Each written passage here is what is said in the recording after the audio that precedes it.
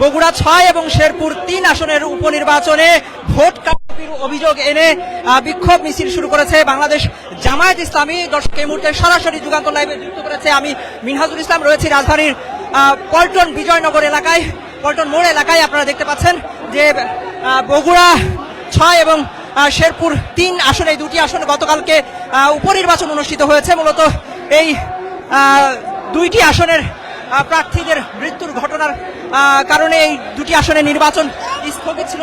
জাতীয় সংসদ নির্বাচনে এই দুটি আসনে নির্বাচন স্থগিত ছিল।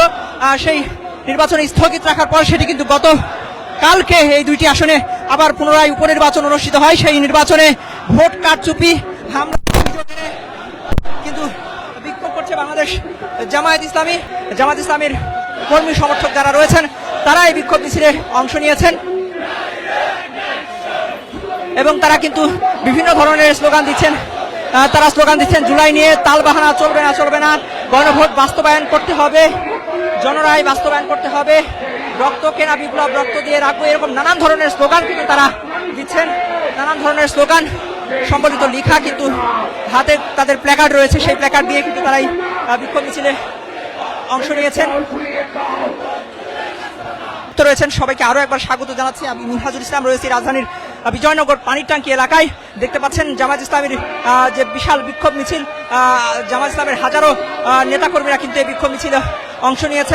জামায়াত ইসলামীর যিনি সংসদ সদস্য প্রার্থী ছিলেন তিনি কিন্তু নিহত হয়েছিলেন এবং তারপরে সেই আসনটিতে কিন্তু ভোট গ্রহণ স্থগিত রাখা হয় এবং গতকালকে সেই আসনটিতে পুনরায় ভোট গ্রহণ অনুষ্ঠিত হয়। এই আসনে আবারও ভোট কারচুপি এবং হামলার অভিযোগ এনে মূলত এই বিক্ষোভে ডাক দিয়েছে বাংলাদেশ জামায়াত ইসলামী। আজ জুমার নামাজের পর বাইতুল মোকাররম জাতীয় মসজিদের উত্তর গেট থেকে এই বিক্ষোভ মিছিল বের করে জামায়াত ইসলামীর নেতাকর্মী এবং সমর্থকরা। তার আগে এই বিক্ষোভ মিছিলের পূর্ববর্তী যে সমাবেশ অনুষ্ঠিত হয় সেই সমাবেশে বক্তব্য রেখেছেন জামায়াত ইসলামীর কেন্দ্রীয় নেতারা। সেখানে প্রধান অতিথি হিসেবে বক্তব্য রাখেন বাংলাদেশ জামায়াত ইসলামীর কেন্দ্রীয় সেক্রেটারি জেনারেল মিয়া গোলাম পরোয়ার। এ সময় তিনি অভিযোগ করে বলেন সরকার আবারও পুনরায় ফ্যাসিবাদের দিকে আগাচ্ছে, এরকম একটি অভিযোগ করে তিনি বলেন পুনরায় শেরপুর 3 আসন এবং বগুড়া 6 আসনে যে উপনির্বাচন অনুষ্ঠিত হয়েছে সেই আসন দুটিতে আবারও ভোট অনুষ্ঠান আয়োজন করতে হবে।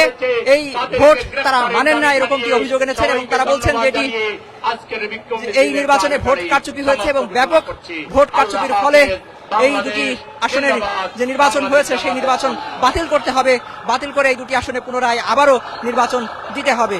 দর্শক, রাজধানীর বিজয়নগর পানি ট্যাঙ্কি এলাকা থেকে জামায়াত ইসলামীর বিক্ষোভের সর্বশেষ তথ্য জানাচ্ছিলাম। মিনহাজুল ইসলাম, যুগান্তর নিউজ, ঢাকা।